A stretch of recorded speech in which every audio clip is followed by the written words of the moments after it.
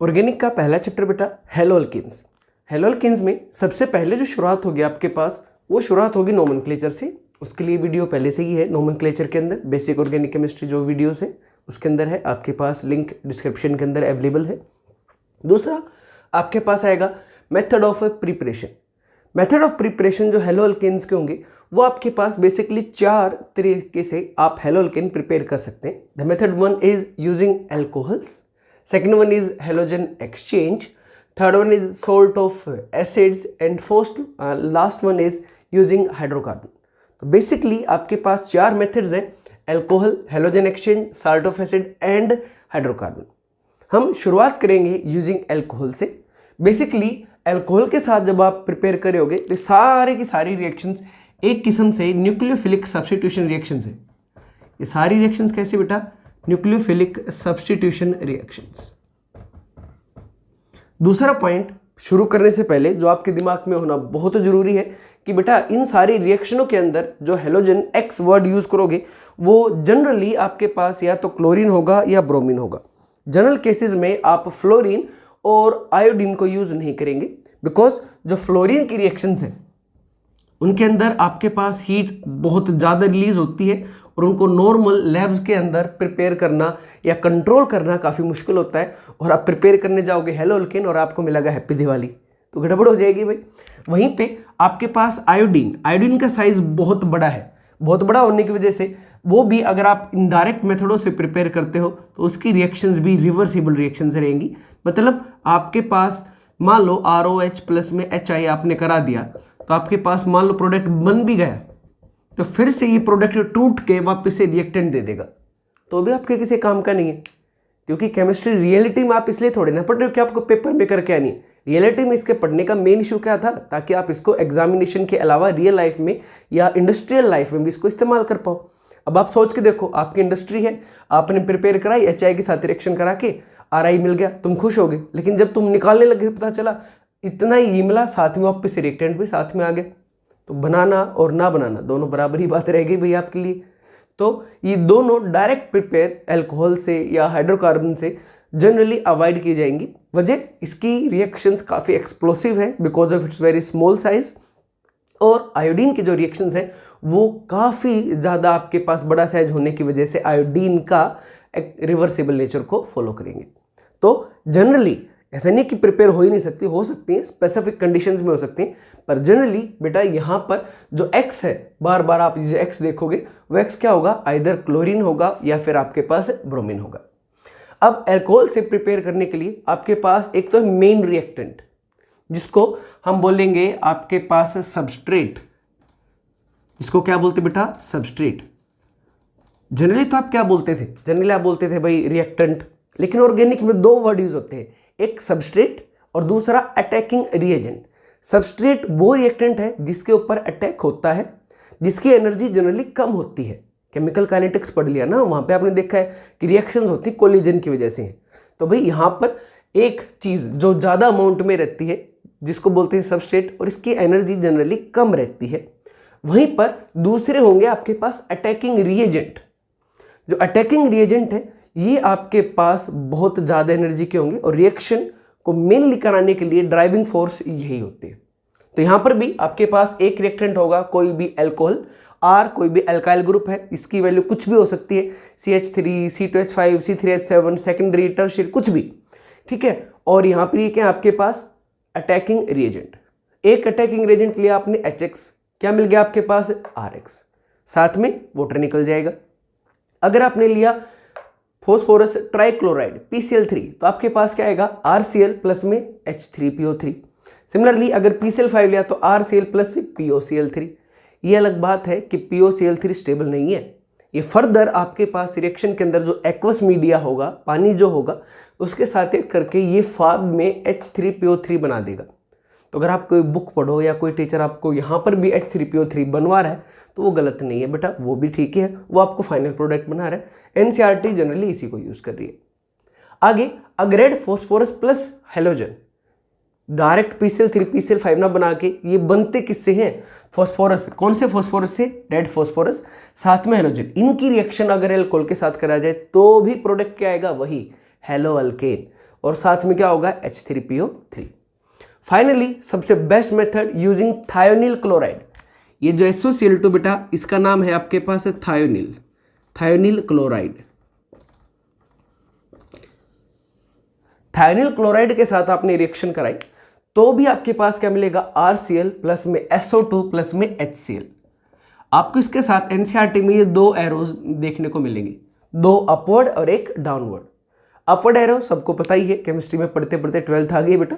Upward arrow define करेंगे gaseous state, downward arrow define करता है भाई ये प्रेसिपिटेटेड की फॉर्म में है। तो एनसीईआरटी का एक सिंपल सा क्वेश्चन, भाई डार्जन मेथड हेलो अल्केन प्रिपेयर करने का one of the best method क्यों है? तो साफ है ना भाई, बाकी सब में आपको कुछ ना कुछ, यहाँ पे पानी मिलेगा, जैसे अगर आप बाई प्रोडक्ट की बात करोगे तो यहाँ पे पानी मिलेगा, इनके अंदर आपके पास एसिड्स मिल रहे हैं, लेकिन इसके अंदर जो बाई प्रोडक्ट मिले, मेन प्रोडक्ट के अलावा जो चीज़ बची हुई मिली वो थी SO2 और HCl। दोनों ही क्या है, अपवर्ड एरो क्या डिफाइन करें, अरे गैसेज हैं। तो क्या हुआ, आपने रिएक्शन कराई, कंटेनर का लिड खोल दिया, लिड खोलते क्या होगा, गैसेज तो एस्केप आउट हो जाएंगे और आपको जो कंटेनर है उसके अंदर सिर्फ और सिर्फ क्या बचेगा, मेन प्रोडक्ट। तो आपको तो इनको तो अलग करना पड़ेगा, सेपरेट करना पड़ेगा, लेकिन यहाँ पे आपको सेपरेट करने की जो कॉस्ट अलग से लगानी पड़नी थी वो बच जाएगी। So this is the best method of preparation of haloalkane because क्या वजह होगी, both the by products are gases and removed easily. That's it, खत्म। इतना ही लिखना, एक नंबर में इससे ज़्यादा क्या लिख के आओगे। तो ये एक नेम रिएक्शन है, प्लीज इसको जरूर लिख लेंगे कि ये कौन सा मेथड आपके पास है, डार्जन मेथड। तो ये जो सारा एक फ्लो चार्ट था, इस सारे फ्लो चार्ट को बारी बारी जल्दी जल्दी से देख भी लेते हैं।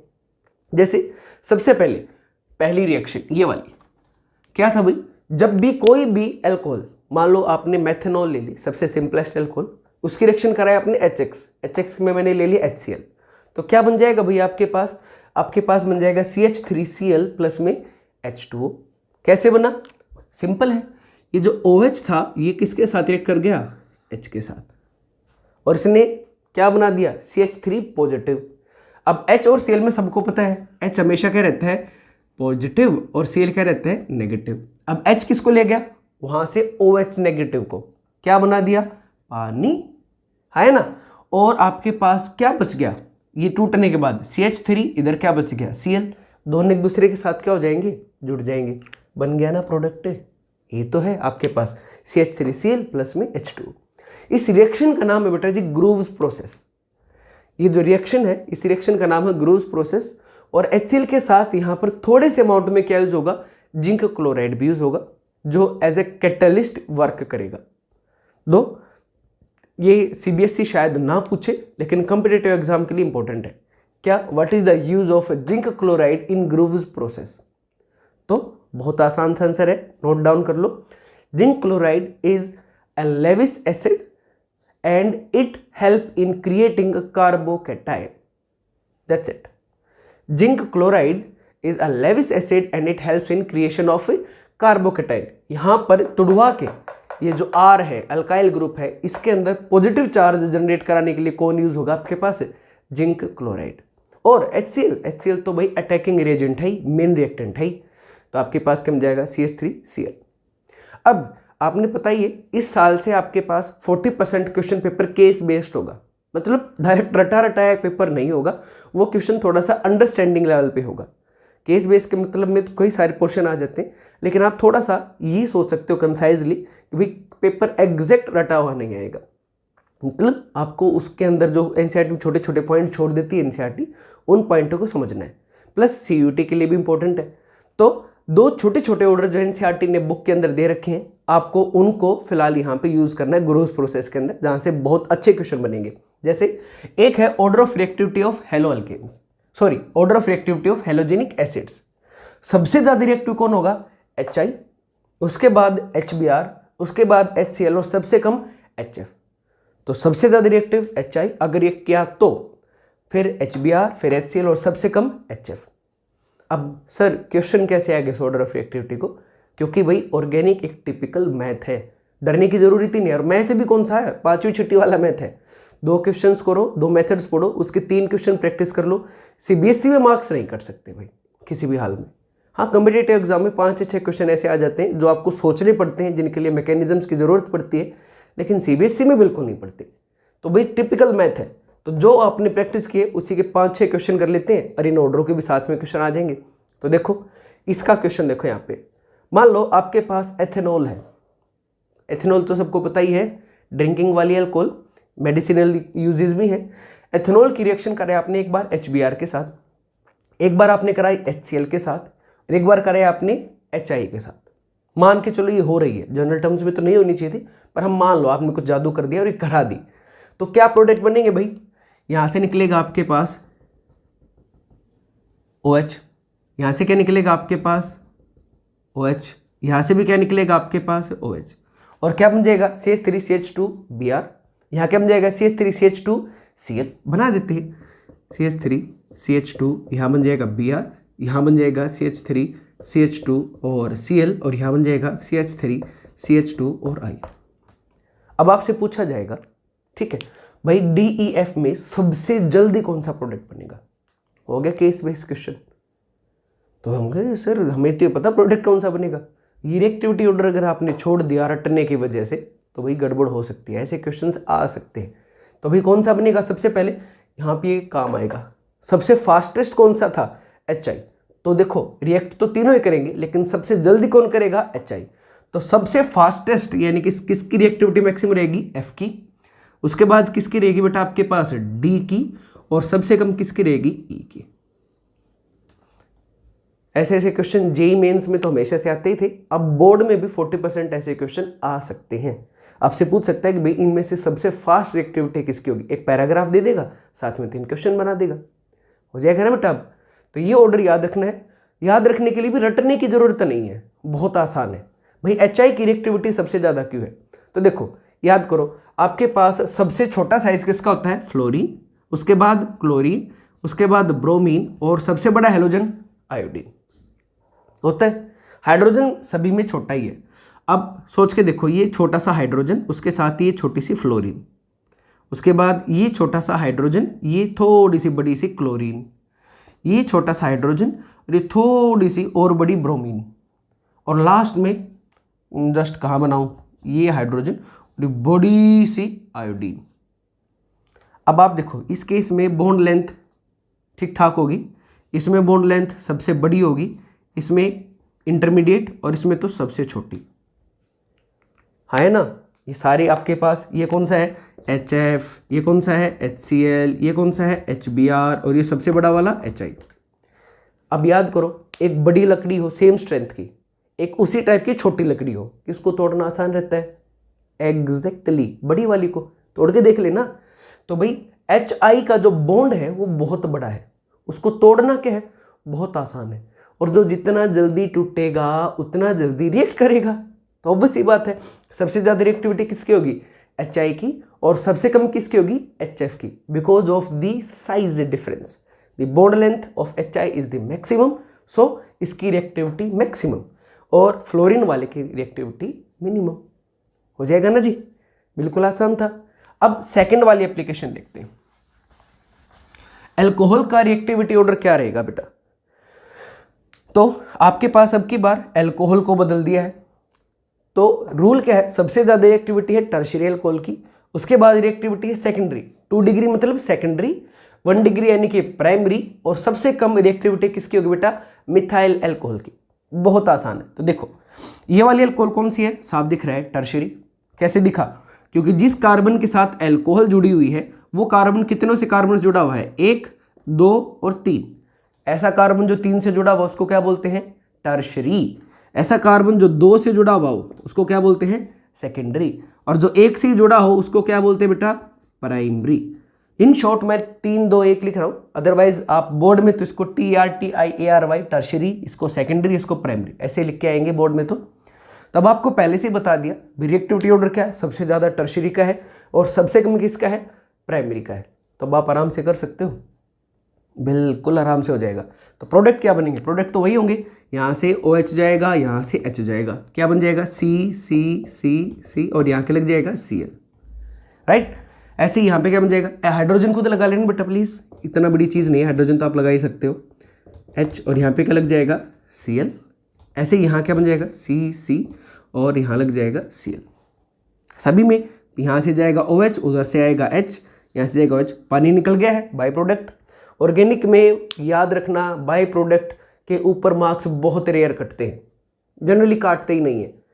बाई प्रोडक्ट तभी जरूर लिखना होगा जब वो ऑर्गेनिक नेचर का होगा। ये तो पानी है, तुम यहाँ ना भी लिखो तो भी इतना बड़ा इश्यू नहीं है, लिख दोगे तो अच्छी चीज़ है, लिखना चाहिए।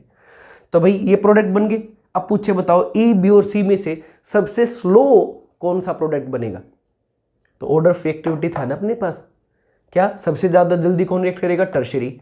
सबसे लेट कौन करेगा? मिथाइल।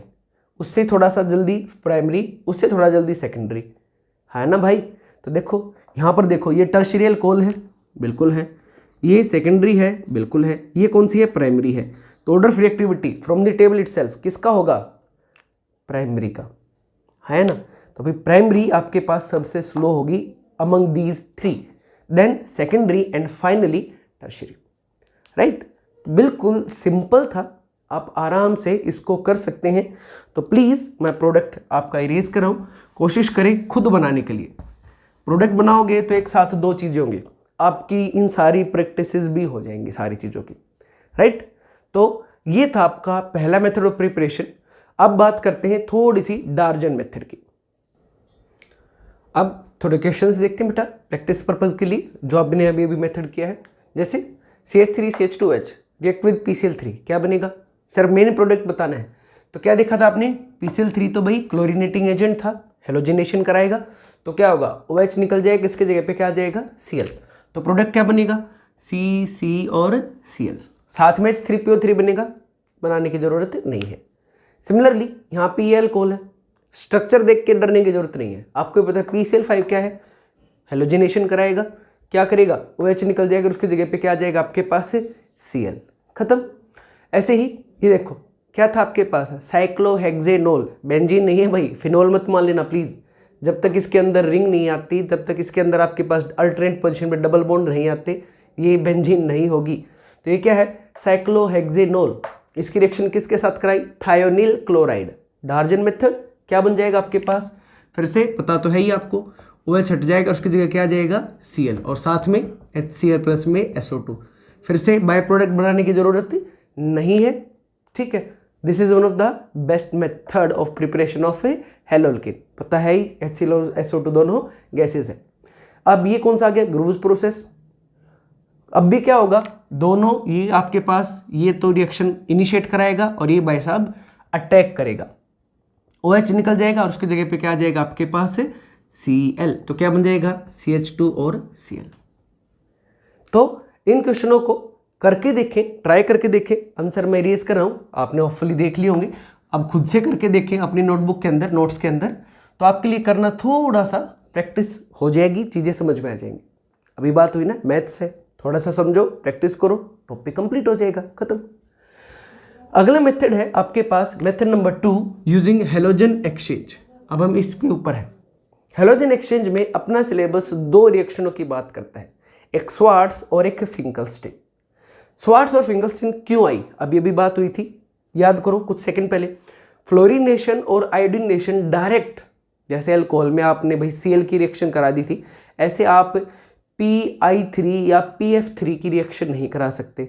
क्यों नहीं करा सकते? क्या दिक्कत है? एक छोटी सी प्रॉब्लम बेटा उसके साथ, वो ये कि वो अभी बात हुई थी, फ्लोरीनेशन हाईली एक्सोथर्मिक है, टेस्ट ट्यूब को ही उखाड़ देगी, जयराम जी की एक्सप्लोजन करा सकती है।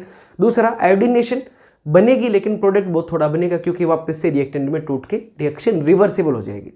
तो ऐसी रिएक्शनों को कराने के लिए, ऐसे प्रोडक्ट बनाने के लिए आपको जरूरत पड़ी स्पेशल मेथड्स की, और वो है हेलोजन एक्सचेंज, जिसमें सबसे पहली रिएक्शन आती है आपके पास फिंकलस्टीन। फिंकलस्टीन में क्या होगा? कोई भी हेलो अल्केन ले आओ, ये बेसिकली 10th वाली डबल डिस्प्लेसमेंट है, बिल्कुल सेम। क्या हो गया? इसका x i के साथ डिस्प्लेस हो गया, और ठीक है जी, और ये k x के साथ मिल गया आपके पास। यही तो होता था, ये देखो दोनों एक दूसरे को डिस्प्लेस कर गए हैं, ये इसकी जगह पे आ गए हैं।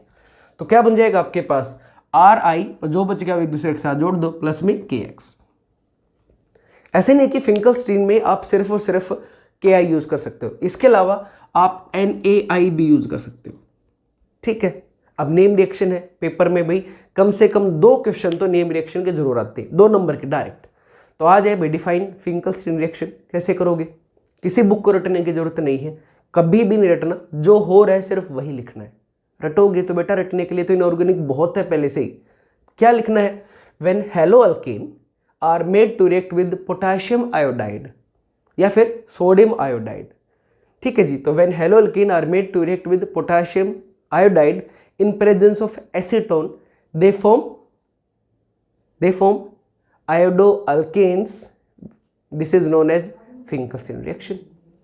चाहो तो साथ में सोल्ट लिख देना रिएक्शन में। क्या? व्हेन आपके पास haloalkanes are made to react with potassium iodide in presence of acetone then they form iodoalkanes with salts. This reaction is known as Finkelstein reaction. एक साथ दो काम हो गए भाई। लैंग्वेज की वजह से आपको रिएक्शन याद होगी और रिएक्शन की वजह से आपकी लैंग्वेज बन गई। 12th क्लास में आके आपको ये चीज़ आराम से मैनेज करनी आनी चाहिए और आप कर सकते हो। Trust on yourself. तो इजी था भाई, हो जाएगा। तो जो डेफिनेशन मैंने बोली है उसको अपने आप लिखने की कोशिश करो। नहीं समझ में तो एक बार पीछे जाओ 30 सेकंड फिर से देख लो, आप कर सकते हो। अदरवाइज रटोगे तो गड़बड़ हो जाएगी भाई। सेकंड पॉइंट, एसीटोन का क्या काम है? एसीटोन यहाँ पे नॉन पोलर मीडियम प्रोवाइड करता है और इसको इसके साथ रिएक्ट करने देता है। अगर गलती से भी यहाँ पे पानी वगैरह आ जाता तो वो भाई KI या NaI को रिएक्ट ही नहीं करने देता। क्या करता? KI प्लस में अगर गलती से भी पानी आ जाता तो वो भाग के फटाफट KOH प्लस में HI बनवा देता। ये बेचारा वेट करता रहता, आयोडीन आएगा, आयोडीन आएगा। आयोडीन तो जा चुका कहीं और रिएक्ट करके। तो इसलिए कि गलती से भी ये आपका आयोडीन टूट के कुछ और प्रोडक्ट ना बना पाए, आप क्या यूज़ करते हो इसमें? एज ए सोलवेंट एसीटोन, जो इसको पानी वगैरह से दूसरी चीज़ों से बचाता है। ड्राई एसीटोन लिखो या एसीटोन लिखो, बात एक ही है। अगला है आपके पास स्वार्ट्स रिएक्शन। स्वार्ट्स में क्या होगा? When haloalkane are made to react with silver fluoride then we get fluoroalkanes and salts. लिखने की जरूरत नहीं है सिल्वर सोल्ट, खाली and salts. This reaction known as Swarts reaction. This reaction is known as Swarts reaction. खत्म। तो भाई X यहाँ पे क्या हो सकता है? फिर से क्लोरीन या ब्रोमीन। अब मेन है क्या? खाली AgF। वहाँ पे दो रिएजेंट थे KI और NaI। यहाँ पे क्या खाली AgF यूज होगा? नहीं, यहाँ पर आपके पास उसके अलावा और 3-4 रिएजेंट्स हैं जो यूज किए जा सकते हैं। कौन कौन से हैं भाई? भाई सिल्वर फ्लोराइड है, मर्कुरस फ्लोराइड है, एंटीमनी फ्लोराइड है, आर्सेनिक फ्लोराइड है और कोबाल्ट फ्लोराइड है। ये भी यूज किए जा सकते हैं फ्लोरिनेटिंग एजेंट के टाइप में, फ्लोरिनेटिंग एजेंट के रूप में। अब थोड़ा सा टॉपिक के ऊपर आते हैं। ठीक है सर, यूज हो गए हैं, लेकिन एक थोड़ा सा पॉइंट ध्यान देना। ये जो दोनों हैं AgF एंड HgF2, ये किसी भी रिएक्शन में सिर्फ एक ही फ्लोरीन दे सकते हैं, एक से ज़्यादा फ्लोरीन नहीं देंगे। जैसे ये वाला रिएक्शन देखो भाई, इसमें दो क्लोरीन है भाई। तो अगर इस केस में आपने AgF या HgF2 यूज़ किया तो भाई यहाँ पर आपके पास सिर्फ एक ही जगह पे फ्लोरीन लग पाएगा, दूसरी जगह पे क्लोरीन वहीं रहेगा। ये केस बेस्ड क्वेश्चन लगा लो या कॉम्पिटिटिव एग्जाम का लगा लो भाई। लेकिन अगर आपने ये यूज़ किया, इनकी खासियत क्या है? ये भाई आपके पास अगर एक की ज़रूरत है तो एक फ्लोरीन दे सकते हैं, दो की ज़रूरत पड़ी तो दो दे सकते हैं, और अगर 3 की पड़ी तो इंस्टेड ये 3 तक भी फ्लोरीन दे सकते हैं। तो भाई ऐसे क्वेश्चन ये सिर्फ मोनोफ्लोरिनेशन कराने के लिए एलिजिबल है। ये मोनो, डाई, ट्राई यानी कि मोनो के अलावा और भी अगर ज़्यादा कराना पड़ा तो वो भी ये करा सकते हैं। तो ये थी 2 नेम रिएक्शन। अब जब आपको समझ में आ गया तो इसके क्वेश्चन देख लो। पहली रिएक्शन कौन सी है? AgF Swarts. क्या होगा? डबल डिस्प्लेसमेंट है ना। क्या आ जाएगा? क्लोरीन की जगह पे आपके पास फ्लोरीन, बन गया प्रोडक्ट। दूसरी कौन सी है? फिंकलस्टीन। क्या होगा? ब्रोमीन की जगह कौन आ जाएगा आपके पास? है आयोडीन, है ना। तीसरी कौन सी है भाई? फिर से स्वार्ट्स।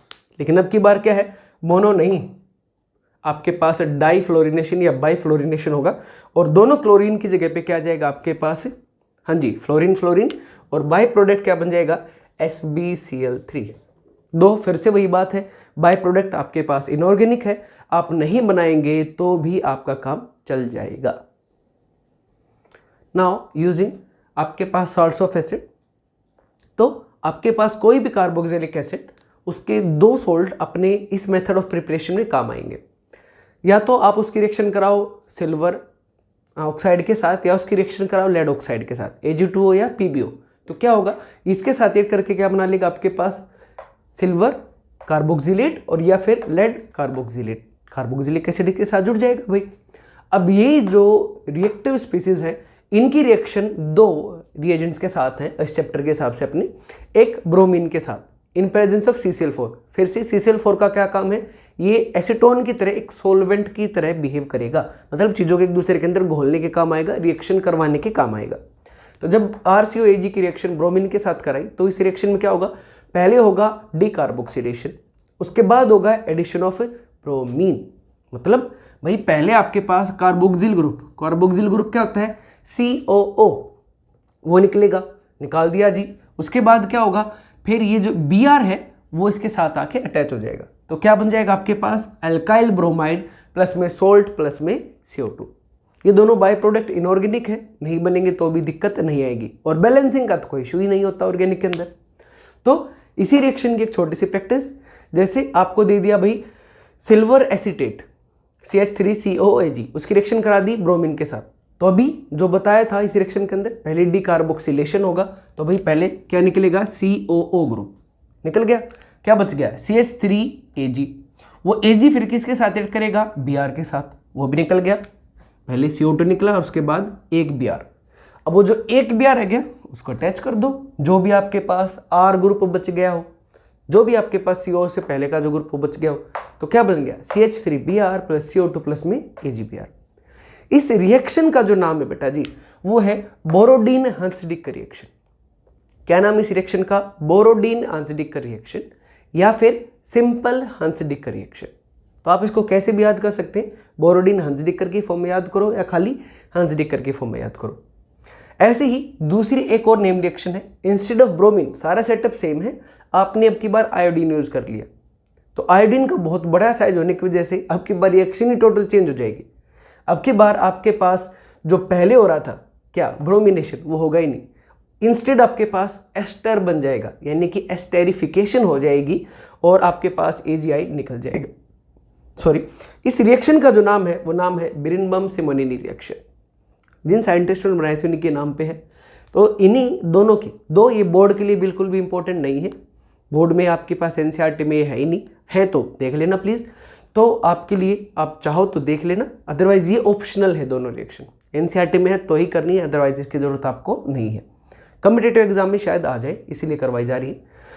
अब दोनों के एग्जाम्पल देख लो।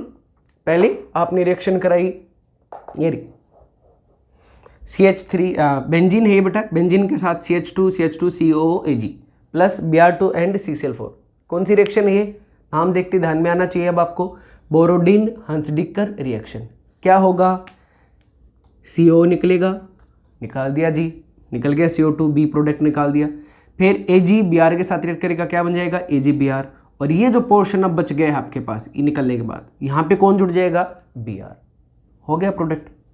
दूसरा सिमोनिनी का देख लो, बिरिनबम-सिमोनिनी रिएक्शन के जैसे यही था, इसमें R ग्रुप कौन सा है भाई, ये CH3COAG, इसकी रिएक्शन कराई आपने I2 के साथ, तो क्या हुआ भाई ये ग्रुप निकल गया और ये ग्रुप इसके साथ Ag की जगह जुड़ गया है, ये तो हुआ है स्टेरिफिकेशन में। ये जो R ग्रुप है ये CO के साथ दूसरी जगह पे जाके जुड़ गया है, क्या बना आपके पास एस्टर बन गया।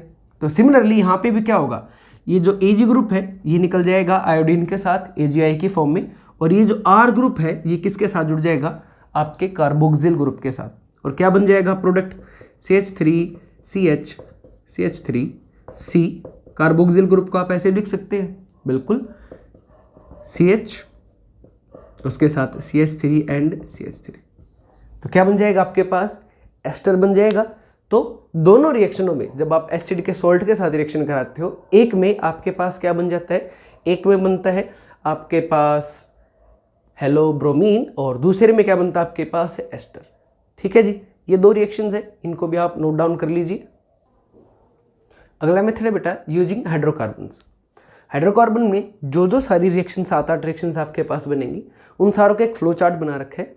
फ्लो चार्ट आपके फिलहाल काम नहीं आएगा, फिलहाल तो आपके लिए जस्ट एक इन्फॉर्मेशन है, लेकिन जिस टाइम पर आप लास्ट में रिविजन कर रहे होंगे किसी कम्पिटिटिव एग्जाम से पहले या बोर्ड एग्जाम से पहले, उस टाइम पे फ्लो चार्ट आपकी कंप्लीट 1 या 2 पेजेस जो आप लिखोगे इन रिएक्शनों के लिए उन सारों को कंप्लीट कर देगा। तो ये एक छोटा सा फ्लो चार्ट 7-8 लाइन का आपके कंप्लीट अल्केन्स की रिएक्शन के साथ है। तो हाइड्रोकार्बन आपको सबको पता ही 3 टाइप के होते हैं, अल्केन, अल्कीन और एल्काइन। साथ में साइक्लो कंपाउंड्स भी आएंगे, वो अलग चीज़ है, पर 3 टाइप के आपके पास जनरल हैं जो आप 10th क्लास से पढ़ते आ रहे हो, अल्केन, अल्कीन और एल्काइन। इसके साथ अगर आपने डायरेक्ट हेलोजिनेशन कराया, क्योंकि हेलो अल्केन बनानी है आपको, तो आप सनलाइट की मदद से इस रिएक्शन के अंदर वाया फ्री रेडिकल रिएक्शन करा सकते हैं, इसको अभी हम करेंगे। वहीं एल्कीन के अंदर आपने अगर रिएक्शन कराई तो एल्कीन के फर्दर 3 हिस्से होंगे। एक डायरेक्ट हेलोजिनेशन, जिसको विसिनल डाइहैलाइड बनेंगे, जिसके अंदर विसिनल डाइहैलाइड और जेमिनल डाइहैलाइड, ये क्या होते हैं एक बार इसको देख लो। मान लो आपके पास कोई भी कार्बन चेन इस टाइप से रेंडमली हाइड्रोजन आप लगाए लोगे, उस पे 2 कार्बनों के ऊपर, और दोनों कार्बन कैसे हैं, एडजेसेंट है। तो if adjacent carbon atoms have same functional group, adjacent carbon atoms have same functional group, तो ऐसो को क्या बोलते हैं, विसिनल या शॉर्ट में विक। ठीक है बेटा, लेकिन अगर ऐसे होगा तो ध्यान देना, सेम कार्बन चेन है, लेकिन अब की बार same carbon atom has 2 same different functional group, sorry same carbon atom have same 2 functional group. यहां पर सेम फंक्शनल ग्रुप एडजेसेंट पे थे, यहां पे सेम 2 फंक्शनल ग्रुप एक ही कार्बन पे है, तो इसको क्या बोलते हैं बेटा, जेमिनल, जेमिनल डाइहैलाइड या जेम, शॉर्ट में GEM भी बोल देते हैं इसको, जेम। तो आपके पास ये चीजें बहुत काम आएंगी। जनरली स्टूडेंट कई बार कंफ्यूज हो जाते हैं, तो उसके लिए एक छोटी सी ट्रिक, जीएस याद रखो, काम हो जाएगा। 10th तक जीएस जनरल साइंस के नाम से थी, 11th 12th में ऑर्गेनिक में जीएस काम आएगी। G for geminal, S for same, तो 2 फंक्शन ग्रुप एक पे ही आ गए तो जीएस, जेमिनल, S यानी कि सेम, और फिर दूसरा तो ऑटोमेटिक हो जाएगा, एडजेसेंट पे आ गए तो विसिनल या विक। तो 2 टर्म्स बहुत यूज होंगे अपने पास इस चैप्टर के अंदर। तो एल्कीन की आपके पास X2 की रिएक्शन कराओगे तो आपके पास क्या बनेगा, विसिनल डाइहैलाइड डायरेक्ट। लेकिन अगर आपने हेलोजेनिक एसिड के साथ रिएक्शन कराई तो आपके पास मोनोहैलाइड्स बनेंगे, जो आपके पास या तो मार्कोनिकोफ रूल, M के रूल यूज होगा, या इसमें एंटी मार्कोनिकोफ। इसकी पूरी कंप्लीट वीडियो पहले से ही है बेटा, इसको बार बार इस चैप्टर में फिर से नहीं करेंगे। उस वीडियो का लिंक आपके साथ शेयर हो जाएगा, इसी लिंक के डिस्क्रिप्शन के अंदर मिल जाएगा। एल्काइन के साथ आपके पास फिर से 2 रिएक्शंस होगी, या तो X2 के साथ या HX के साथ। X2 के साथ हुई तो आपके पास बनेगा टेट्राहैलाइड, और HX के साथ हुई तो अब की बार आपके पास बनेगा जेमिनल डाइहैलाइड। ठीक है जी, और जो जेमिनल डाइहैलाइड बनेगा ये फिर से या तो मार्कोनिकोफ रूल के हिसाब से बनेगा या एंटी मार्कोनिकोफ रूल के हिसाब से बनेगा।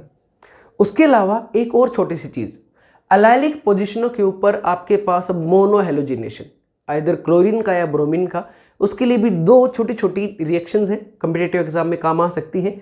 एक यूजिंग आपके पास NBS, N ब्रोमोसेक्सिनामाइड, और दूसरा यूजिंग सल्फ्यूरियल क्लोराइड SO2Cl2। ये दोनों रिएक्शन एलाइलिक पोजीशनों के ऊपर रिएक्शन कराएंगी, जबकि ये सारे आपके विनाइल बॉन्ड्स को, यानी कि सीधा सीधा करो तो आप एक किस्म से मल्टीपल बॉन्ड्स को तोड़ेंगे। ये आपके पास ये जो रेड पेन से मार्क की है ये मल्टीपल बॉन्ड्स को तोड़ेंगी, जबकि यहाँ पर ये दोनों रिएजेंट है ये मल्टीपल बॉन्ड को टच नहीं करेंगे, जबकि एलाइलिक पोजीशनों के ऊपर रिएक्शन करेंगे। राइट, तो एक छोटा सा फ्लो चार्ट है, एक बार इसको जरूर नोट डाउन कर लेना आपकी नोटबुक पे, बहुत काम आएगा। अब पहले वाली ये जो रिएक्शन आसान इनको निपटा लेते हैं फटाफट से। अगर आपने अल्कीन, अल्कीन और अल्काइन इसके साथ रिएक्शन कराई ब्रोमीन की, X2 में ब्रोमीन हो सकता है भाई in presence of water, bromine water, basic सी बात है। तो आपके पास इस केस में कलर रिमेन्स, मतलब जनरली रिएक्शंस नामात्र की होगी तो भी बहुत थोड़ी होगी। तो आप क्या करोगे, आपके पास ये टेस्ट ट्यूब है जिसके अंदर आपके पास भाई अल्केन है, उसके अंदर आपने ब्रोमीन डाली, उसको थोड़ा सा हिलाया, तो आप देखोगे जो ऑरेंज कलर था जो अल्केन का, सॉरी ब्रोमीन का, वो कहीं नहीं गया है। आप कहोगे भाई ऑलमोस्ट रिएक्शन ना के बराबर हुई है। जबकि अल्कीन और अल्काइन के अंदर जैसे ही आप, एक में अल्कीन है, एक आपके पास मान लो ये ब्लू वाले के अंदर अल्काइन है, दोनों के अंदर आपने ब्रोमीन वाटर की 4-4, 5-5 ड्रॉप डाली, उसको थोड़ा सा ऐसे शेक किया, शेक करते आप देखोगे जो ब्रोमीन का ऑरेंज कलर था जो आपने खुद बाहर से डाला था, वो ऑरेंज कलर गायब हो गया, ऑरेंज कलर डिसअपीयर। तो आप कह सकते हो कि भाई जिन टेस्ट ट्यूबों के अंदर कलर गायब हो रहा है उनके अंदर अनसैचुरेशन मौजूद है। अनसैचुरेटेड हाइड्रोकार्बन कौन से होते थे, एल्कीन और एल्काइन। तो आपके पास टेस्ट ऑफ अनसैचुरेशन। अब हो क्या रहा है भाई, इस केस में तो रिएक्शन ऑलमोस्ट हो ही नहीं रही है, जबकि इन दोनों केसेस में रिएक्शन क्या रहा है ये देख लो। यहां पर जैसे ब्रोमीन अटैक करेगा तो आपके पास से ये एक सिंपल सी अल्कीन ली है, उसका जो पाई बॉन्ड है ये पाई बॉन्ड टूट जाएगा, और टूट के वहाँ पे दोनों पे कौन जुड़ जाएगा, सद्भावना के साथ एक एक Br। सिमिलरली अगर आपके पास ट्रिपल बॉन्ड हो तो भाई एक सिग्मा बॉन्ड है ट्रिपल बॉन्ड के अंदर और 2 पाई है। ब्रोमीन का दुश्मन कौन है, पाई बॉन्ड। सिग्मा को तंग नहीं करती है, सिग्मा को तंग करती तो इसके साथ भी रिएक्ट करती, पर नहीं करेगी। हाँ, पाई बॉन्ड को छोड़ती नहीं है। तो पहले क्या होगा, एक बॉन्ड टूटेगा, एक बॉन्ड टूट के क्या बनेगा भाई, CH डबल बॉन्ड CH और दोनों पे एक एक Br जुड़ जाएगा। मेन बात है ब्रोमीन का जो ऑरेंज कलर था वो Br2 की वजह से था, Br2 तो बचा ही नहीं, वो तो टूट गया, किस फॉर्म में आ गया, Br रेडिकल की फॉर्म में, तो कलर तो गायब होना ही है। लेकिन वो जो Br रेडिकल है वो अब भी टिकेंगे नहीं, वो फिर से आपके एक और बॉन्ड को तोड़वाएंगे और एक और बॉन्ड को तोड़वा के क्या बनवा देंगे, CH Br2 Br2 Br2 and Br2। तो यहाँ पे 2 हैलाइड जुड़े, वो भी एडजेसेंट कार्बनों पे, तो विसिरल डाई हैलाइड बना। और यहाँ पे 4 जुड़े आपके पास, तो इस केस में क्या बन जाएगा आपके पास टेट्रा हैलाइड बन जाएगा। अब लास्ट पोर्शन देखते हैं, एल्कीन की reaction with X2। Now using haloalkanes, तो यूजिंग आपके पास अल्केन्स। अल्केन्स में सबसे सिंपल सी रिएक्शन है भाई, सबसे इजी रिएक्शन है। क्यों, आपको कुछ चाहिए नहीं, आपके पास एन सबस्ट्रेट होगा, दूसरा आपके पास हेलोजन अटैकिंग रिएजेंट, और तीसरा आपकी बर्थ सनलाइट, कुछ भी नहीं, धूप में रख दो रिएक्शन स्टार्ट हो जाएगी, कोई सॉल्वेंट नहीं, कुछ नहीं चाहिए। और क्या होगा, आपके पास एक H की बदली एक X आ जाएगा और HX बाहर निकल जाएगा। लेकिन इसकी आसानी के साथ एक बहुत बड़ी प्रॉब्लम आती है, ये रिएक्शन एक बार होके रुकती ही नहीं है। क्योंकि ऐसा थोड़ा ना कि भाई आपने बहुत ध्यान से सिर्फ एक ही मॉलिक्यूल डाला होगा उसके अंदर, जब आपने मान लो 1 ग्राम भी डाला होगा तो उसके अंदर भी अरबों खरबों मॉलिक्यूल होंगे X2 के, और सारे तो एक साथ टूटते नहीं है।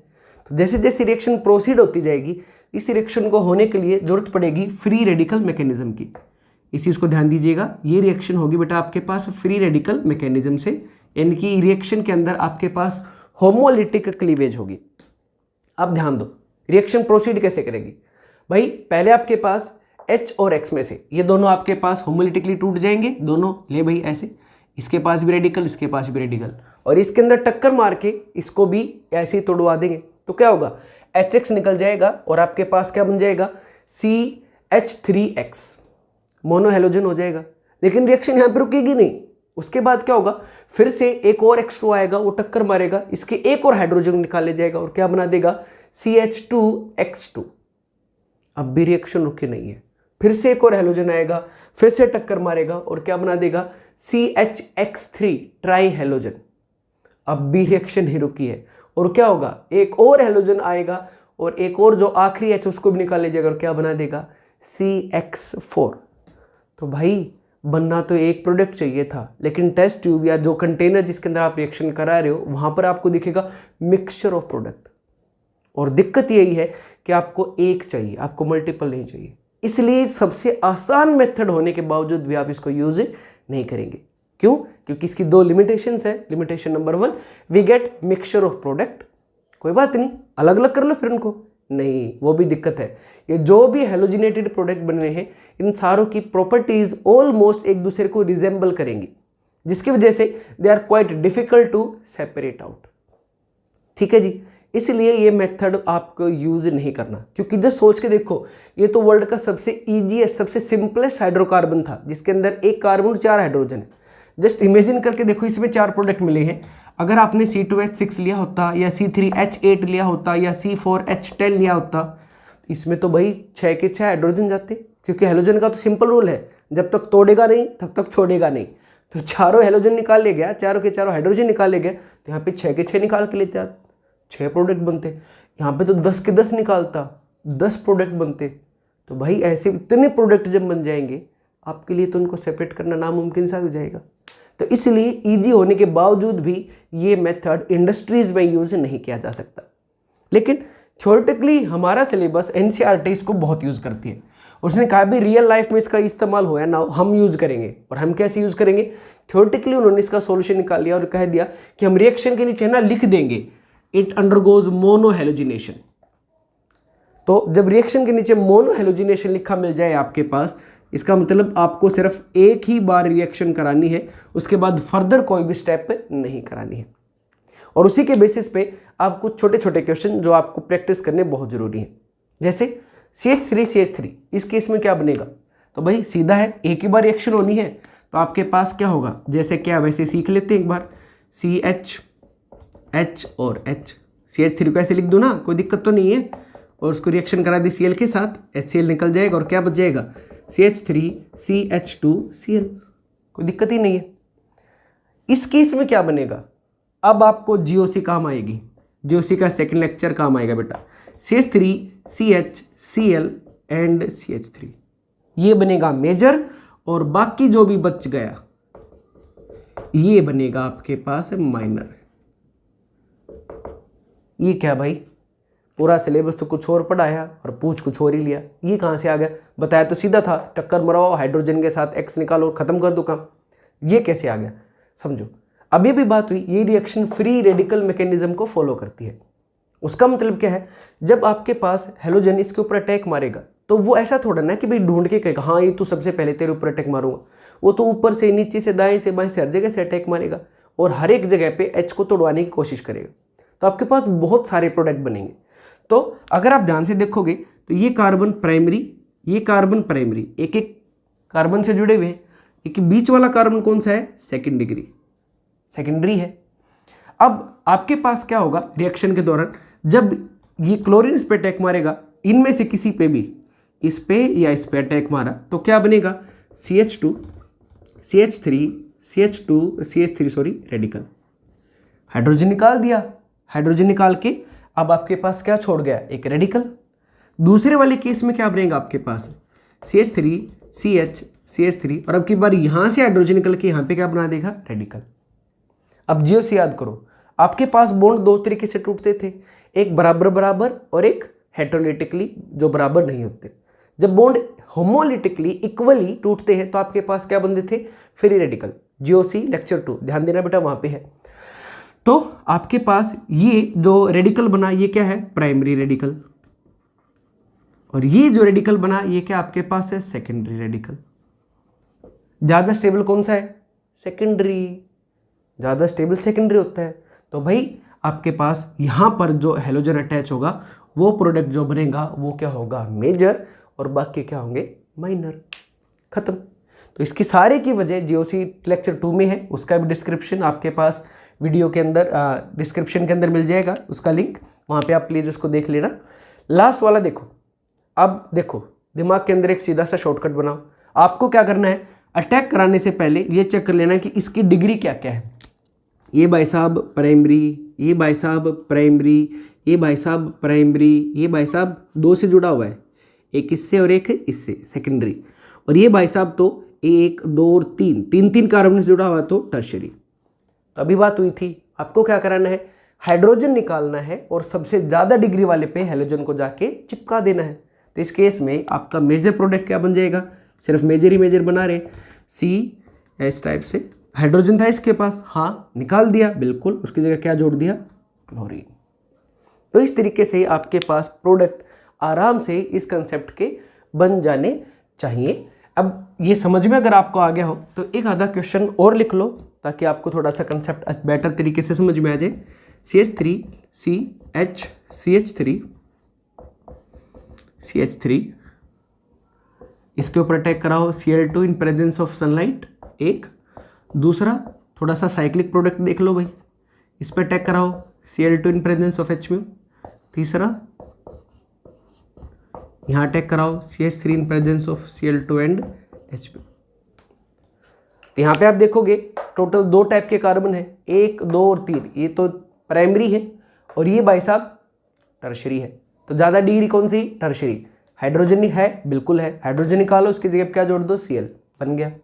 यहाँ पे 6 कार्बन है, साइक्लोहेक्सेन है, 6 के 6 सेकेंडरी, सारे के सारे एक जैसे। तो तुम्हारी मर्जी है, जहाँ मन करे उसके ऊपर यहाँ यहाँ यहाँ कहीं पे भी एक जगह पे उठा के क्लोरीन जोड़ दो, ठीक है। लास्ट वाले में देखो, अब की बार 5 कार्बन तो है सेकेंडरी, 1 2 3 4 और 5, ये 5 कार्बन तो है सेकेंड डिग्री। देख लो ये भी 2 से जुड़ा हुआ है, एक इससे और एक इससे। इस वाले की बात करो, ये भी 2 से जुड़ा हुआ है सेकेंडरी, सिमिलरली बाकी भी 2 से है। लेकिन ये वाला कार्बन कैसा है, टर्शरी, एक इससे जुड़ा हुआ है, एक इससे और एक इससे, मिथाइल ग्रुप से। तो ज़्यादा डिग्री किसकी है, इस वाले कार्बन की। इसके पास हाइड्रोजन है, बिल्कुल है, दिख तो नहीं रही, लो दिखा देता हूँ। एक ग्रुप ये जुड़ गया, एक ये जुड़ गया, एक ये जुड़ गया। कार्बन की वैलेंसी होती है 4, ग्रुप कितने जुड़े 3। तो जो नहीं दिख रहा ऑब्वियस सी बात है वो क्या है, हाइड्रोजन। साइकिल्स के अंदर कभी भी हाइड्रोजन दिखाते ही नहीं, तो लेकिन हमें पता है एक हाइड्रोजन है। अभी इसकी डिग्री कितनी थी, टर्शरी। तो भाई सबसे ज़्यादा स्टेबल प्रोडक्ट कहाँ बनेगा, यहाँ से हम हाइड्रोजन निकाल देंगे और इसकी जगह क्या जोड़ देंगे बेटा, इसकी जगह हम जोड़ देंगे आपके पास Cl। लास्ट अब बात करते हैं आपके पास NBS की। चलो बेटा मेथड ऑफ प्रिपरेशन को जस्ट फिनिश करते हैं। हाइड्रोकार्बन में आपके पास एल्कीन और एल्काइन से प्रिपेयर करने के लिए 2 रूल हैं, मार्कोनिकोफ और एंटी मार्कोनिकोफ रूल। जैसे मान लो भाई आपके पास एक अनसिमेट्रिकल एल्कीन है, इसके ऊपर आपके पास एक बार आपने अटैक करा है HBr का, एक बार आपने अटैक करा है HBr प्लस पेरोक्साइड। तो ध्यान देना जब भी आपके पास कोई भी HX आता है तो अटैक मार्कोनिकोफ के हिसाब से होता है, वीडियो के अंदर आप देख ही लोगे। और जब भी आपके पास अटैक HBr के साथ, सिर्फ HBr, HCl, HF, HI के साथ, बेशक पेरोक्साइड आ जाए बिल्कुल नहीं होगा, सिर्फ और सिर्फ HBr के साथ H2A2 आता है, पेरोक्साइड आता है, कोई भी पेरोक्साइड आता है, तो आपके पास रूल क्या होगा, एंटी मार्कोनिकोफ। मार्कोनिकोफ ने क्या कहा, more electronegative atom will attack eight more substituted carbon, ज़्यादा डिग्री वाले कार्बन पे अटैक करेगा। तो यहाँ पर आप चेक करो, ये कार्बन जो डबल बॉन्डेड है ये है प्राइमरी, क्योंकि एक ही कार्बन से जुड़ा हुआ है, और ये जो दूसरा कार्बन है ये 1, 2 और 3 कार्बन जुड़ा हुआ है, तो ये कौन सा है, टर्शरी।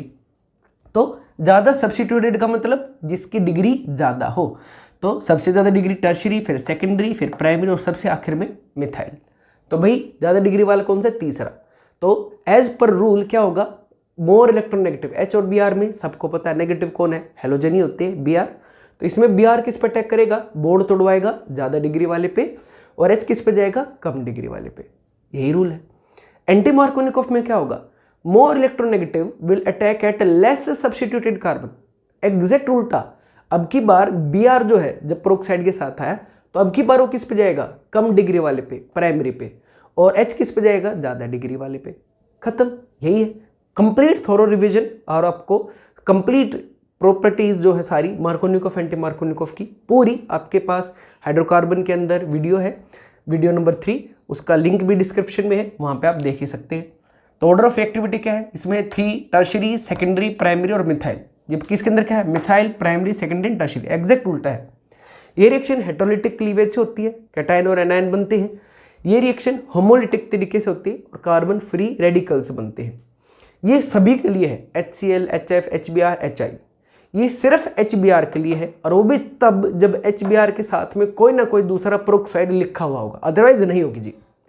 इसके अंदर रीअरेंजमेंट और रिंग एक्सपेंशन दोनों ही पॉसिबिलिटीज है, चेन बढ़ भी सकती है और अपने आप को रीअरेंज भी करा सकती है, इसमें ऐसा कोई भी चीज़ नहीं है।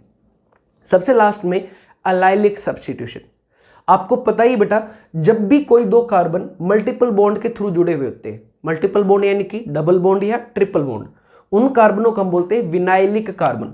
क्या बोलते हैं बेटा इन कार्बनों का आप, विनाइलिक कार्बन। और जो भी carbon in multiple bonded carbon के साथ जुड़ा होता है उसको क्या बोलते हैं, एलाइलिक कार्बन। जैसे इसके साथ ही कार्बन जुड़ा हुआ है, कौन सा है, एलाइलिक।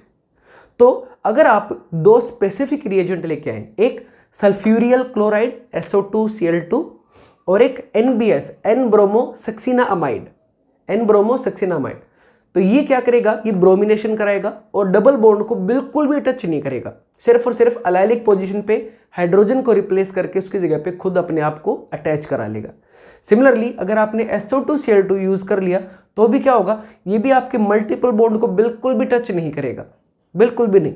आपके जो अलाइलिक पोजीशन है वहां पे क्या करा देगा, क्लोरीन का एडिशन करा देगा।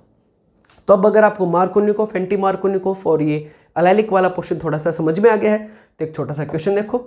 इसमें आपको तीनों ही रूल्स हैं, एक बार आपका मार्कोनिकोफ रूल HBr, एक बार anti Markovnikov HBr plus peroxide, और एक बार अलाइलिक एडिशन NBS। तो क्या क्या बनेंगे भाई, पहले वाले केस में तो पहला काम तो यही है, ये वाली प्राइमरी है, ये कार्बन टर्शरी है, और ये वाला कार्बन अलाइलिक है। तो ये क्या कराएगा, ज़्यादा डिग्री वाले पे Br जोड़ देगा, कम डिग्री वाले पे H, और बॉन्ड तोड़वा देगा। ये वाला क्या करेगा, बॉन्ड तोड़वाएगा और उल्टा करेगा, अब की बार Br कम डिग्री पे और H ज़्यादा डिग्री पे। और ये बॉन्ड ही नहीं तोड़वाएगा, ये कहेगा चल हाइड्रोजन अलाइलिक वाले तू बाहर निकल, यहाँ से एक H निकलवाएगा CH2 और क्या लगा देगा Br। तो ये हैं आपके पास हेलो अल्केन के सारे मेथड ऑफ प्रिपरेशन। होपफुली आपको समझ में आ गए होंगे। Thank you.